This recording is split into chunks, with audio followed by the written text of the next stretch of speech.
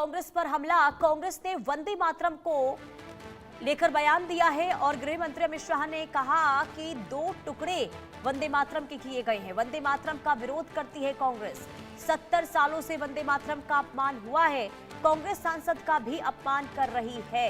कांग्रेस ने हमेशा तुष्टीकरण की राजनीति की है।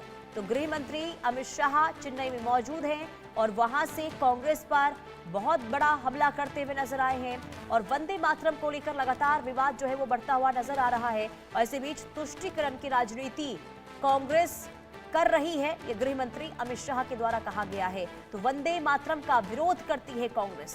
तो वंदे मातरम को लेकर कांग्रेस ने ये कहा है कि वो सिर्फ 2 छंद ही गाएगी और इसे लेकर लगातार बीजेपी हमलावर है। बीजेपी के द्वारा ये कहा जा रहा है कि कांग्रेस वंदे मातरम का अपमान कर रही है और ऐसे में गृह मंत्री अमित शाह के द्वारा चेन्नई से ये हमला बोला गया है कांग्रेस के ऊपर और ये कहा गया है कि 70 सालों से वंदे मातरम का अपमान कांग्रेस करती हुई आ रही है और अभी भी कांग्रेस जो है वंदे मातरम का अपमान कर रही है। तो वंदे मातरम को लेकर एक बार फिर से गहमागहमी देखने को मिल रही है। गृह मंत्री अमित शाह ने कांग्रेस के कार्यक्रमों में वंदे मातरम के सिर्फ 2 पैरा गाने के फैसले की आलोचना की है। यानी कि 2 छंद गाने को लेकर जो कांग्रेस ने अपना स्टैंड क्लियर किया है, इसे लेकर गृह मंत्री अमित शाह हमलावर नजर आए हैं। देखिए, कांग्रेस ये कह रही है कि हम 1937 में जो नियम बने थे उसी को मानेंगे, उसी फैसले को हम बरकरार रखेंगे और इसे लेकर ही लगातार अब विवाद जो है वो देखने को मिल रहा है। सीनियर एडिटर संजय शर्मा हमारे साथ जुड़ चुके हैं। संजय जी, देखिए, वंदे मातरम को लेकर लगातार हम देख रहे हैं कैसे सियासी घमासान एक बार फिर से शुरू हो गया है, लेकिन चेन्नई से गृह मंत्री अमित शाह ने जो संदेश दिया है कांग्रेस को लेकर, जो यहां पर कहा गया है कि कांग्रेस पहले से अपमान करती हुई नजर आ रही है वंदे मातरम का और इसे लेकर हम आवाज आगे बुलंद करेंगे, तो ये मान के चले कि अभी लंबी राजनीति इस पूरे मामले को लेकर देखने को मिलने वाली है। देखिए, कांग्रेस की राजनीति जिस तरीके से कांग्रेस से राजनीति की वंदे मातरम को लेकर के इससे मोर्चा खुल चुका है और बीजेपी इसमें फ्रंट फुट पर खेल रही है क्योंकि उसको मौका मिला है कांग्रेस के बारे में बोलने के लिए कि कांग्रेस पूरी तरह से मुस्लिम लीग की राजनीति कर रही है। जो राजनीति मुस्लिम लीग ने की थी भारत के विभाजन के पहले 1923 से लेकर के 27 में, फिर 1937 में, वही की वही राजनीति कांग्रेस पार्टी आज फिर से करना शुरू कर दी। और इसी नीति के कारण, कांग्रेस की इसी नीति के कारण देश एक बार विभाजन देख चुका है। पाकिस्तान बना था भारत का, भारत के 2 टुकड़े हुए थे और एक टुकड़ा भारत बचा था, दूसरा टुकड़ा पाकिस्तान बन गया था। तो उसी को के नाते आज केंद्रीय गृह मंत्री अमित शाह ने भी मोर्चा खोला। उन्होंने राहुल गांधी की इस नीति को तुष्टीकरण की राजनीति बताते हुए कहा कि ये वही नीति है जिसके कारण देश का विभाजन हुआ था और उसी नीति पर कांग्रेस आगे भी चल रही है। मुस्लिम लीग की राजनीति पर चल रही है, कुछ तबकों को खुश करने के लिए वंदे मातरम का विरोध कर रही है और ये एक तरह से आप फिर से कह सकते हैं कि धर्म के आधार पर देश का विभाजन करने के लिए एक बार फिर से विभाजन की राजनीति कर रही है कांग्रेस। बिल्कुल। और कहीं ना कहीं देखिए, एक तरफ बीजेपी इस पूरे मुद्दे को लेकर आगे बढ़ने वाली, इसमें तो कोई दो राय नहीं है, लेकिन कांग्रेस ने जब अपना स्टैंड पूरी तरीके से क्लियर कर दिया है कि वो 1937 के प्रस्तावों को ही लेकर आगे बढ़ेगी, उसके नियम को ही मानेगी, तो ऐसा माना जाए कि इस रुख में अब जो कांग्रेस है बदलाव नहीं करेगी, इसी को लेकर आगे बढ़ेगी। देखिए, पहली बात तो संविधान का कानून बन चुका है, संविधान में दर्ज हो चुकी चीजें। वंदे मातरम पर जो बिल आया था संसद में, संसद के दोनों सदनों ने उसको पारित किया, राष्ट्रपति के हस्ताक्षर हुए, भारत के गजट नोटिफिकेशन जारी हुआ, तो कानून बन चुका है। तो वंदे मातरम का विरोध करना अब इतना आसान नहीं रह गया। सजा का प्रावधान दिया गया है। राष्ट्रगान जो हमारा भारत का जनगण मन है, उसका अपमान करने के लिए जो धाराएं लगती वही की वही सारी धाराएं वंदे मातरम के विरोध पे भी दर्ज हैं। पहले अगस्त के दिन हमने देखा था सोनिया गांधी वंदे मातरम का जैसे सेकंड स्टैंजा खत्म होता, तीसरा स्टैंजा शुरू होता तो विरोध करती नजर आती है। फिर लेकिन कांग्रेस पार्टी की तरफ से पहले सफाई दी जाती है कि सोनिया गांधी कुर्सियां मंगा रही थी मल्लिकार्जुन खड़गे के लिए, या फिर ये कहा गया कि उनके लिए सोनिया गांधी शाल मंगा रही थी। तो वंदे मातरम मात्र कुछ 2 मिनट की बात थी, सोनिया गांधी इसके बाद भी कर सकती थी। पहले तो सफाई दी गई, 16 तारीख को हमने देखा, 16 तारीख को कांग्रेस पार्टी की तरफ से सफाई दी गई। लेकिन जब देश भर में जब सोनिया गांधी राहुल गांधी के खिलाफ मुकदमे दर्ज होना शुरू हुए, उसके बाद में कांग्रेस पार्टी की CWC की बैठक होती है, उसमें वंदे मातरम के 2 ही स्टेंजा को वो लोग मान्यता देते हैं। लेकिन कांग्रेस पार्टी की मान्यता भारत की मान्यता नहीं है। देश अलग है, पार्टी अलग है, और अगर पार्टी को चलाना तो आपको भारत में अगर चलाना है तो भारत का कानून मानना पड़ेगा, भारत का संविधान मानना पड़ेगा। लिहाजा कांग्रेस को जबरदस्त राजनीतिक इसका नुकसान भी होगा, क्योंकि कुछ तबकों को खुश करने के लिए कांग्रेस पार्टी ने स्टैंड भले ही ले लिया हो, लेकिन ये कोर्ट में न तो कोर्ट में टिकने वाला है, ना ही जनता के बीच में टिकने वाला स्टैंड होगा। लेकिन कानून बन चुका है, नए नियम आ चुके हैं, लेकिन इसके बावजूद भी कांग्रेस अगर अड़ी है तो कांग्रेस आखिर क्यों इस जिद पर अड़ी है कि वो 2 ही छंद गाएगी, उसके अलावा जो है आगे नहीं गाया जाएगा? क्या वजह इसकी मान रहे हैं? आखिर इसे लेकर राजनीति क्यों कांग्रेस कर रही है? देखिए, ये लगभग वही राजनीति जिस राजनीति के दम पर कांग्रेस पार्टी ने 1937 में वंदे मातरम पूरा गाना नहीं स्वीकार किया, क्योंकि उस समय मोहम्मद अली जिन्ना का जो विरोध था, मुस्लिम लीग का विरोध था। तो कांग्रेस पार्टी एक बार फिर से मुस्लिम तबके को खुश करने में लगी हुई है, क्योंकि लगातार कांग्रेस कई सारी चुनावी हार देख चुकी। पिछले कई दिनों में हमने देखा लगातार कई सारे राज्यों में कांग्रेस ने हार देखी है, और लगातार 3 बार से लोकसभा चुनाव में हार देख रही है। तो कांग्रेस पार्टी का जो नेतृत्व वो इस समय पूरी तरीके से भ्रमित है कि उसको करना क्या है। अभी तक सोच में राहुल गांधी वाकई क्या तुष्टिकरण की राजनीति पर आ चुके हैं, क्या वो देश का संविधान नहीं मानेंगे, कानून नहीं मानेंगे, ये देखना होगा।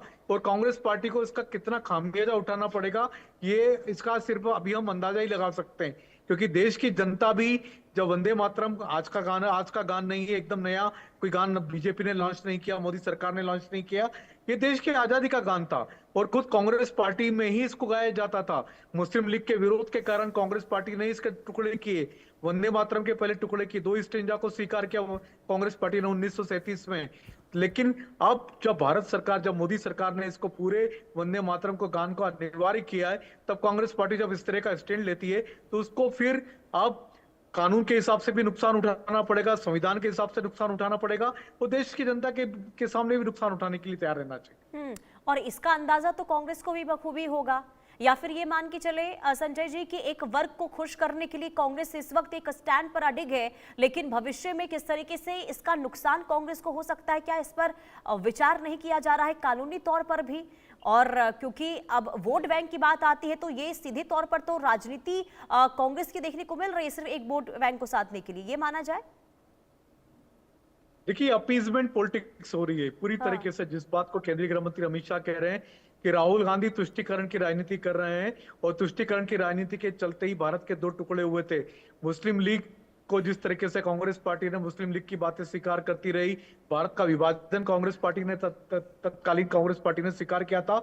और अब ये कांग्रेस पार्टी जो उस समय राहुल गांधी भले उसके राष्ट्रीय अध्यक्ष न हो, लेकिन राहुल गांधी महत्वपूर्ण भूमिका निभाते हैं, उन्हीं के इशारे पर कांग्रेस पार्टी एक बार फिर से वंदे मातरम का विरोध करने पर उतारू हो गई। तो आप मान के चलिए कि ये कांग्रेस पार्टी की तुष्टिकरण की राजनीति की बड़ी एक आप कह सकते हैं कि बड़ी स्ट्रेटजी तैयार हो चुकी है, और किस तरीके से तुष्टिकरण की राजनीति पर आगे बढ़ेगी कांग्रेस, उसने इस बात का संकेत भी दे दिया है।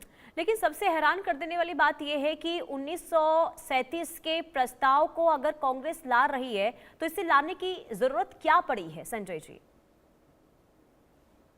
देखिए, वंदे मातरम गान को अनिवार्य करने के लिए उसका जो पूरा कानून है, उसको कानूनी फ्रेमवर्क तैयार करके जब संसद में बिल लाया गया तब भी कांग्रेस पार्टी ने विरोध किया था, तमाम विपक्षी दलों ने विरोध किया था, लेकिन संसद के भीतर विरोध नहीं कर पाए, वो संसद के बाहर जाना पड़ा क्योंकि इनके पास संख्या बल नहीं था। लोकसभा राज्यसभा में दोनों में ये बिल पास हो चुका था, उसके बाद राष्ट्रपति ने इस पर हस्ताक्षर किए, भारत के गजट नोटिफिकेशन में जारी हो गया, और वंदे मातरम जब भारत का कानून बन चुका है उसके बाद में फिर कांग्रेस पार्टी का इस तरह का जो स्टैंड है वो अपने आप में कह सकते हैं आपकी कंट्रोवर्शियल हास्यास्पद स्टैंड है, क्योंकि ये कानून में किसी भी कोर्ट में टिकने वाला नहीं है, क्योंकि भारत का कानून, भारत का संविधान सभी को मानना पड़ेगा, चाहे कोई सी भी पार्टी देश पर क्यों ना राज कर रही हो, चाहे कांग्रेस पार्टी हो, चाहे कोई भी पार्टी, कोई भी नेता हो।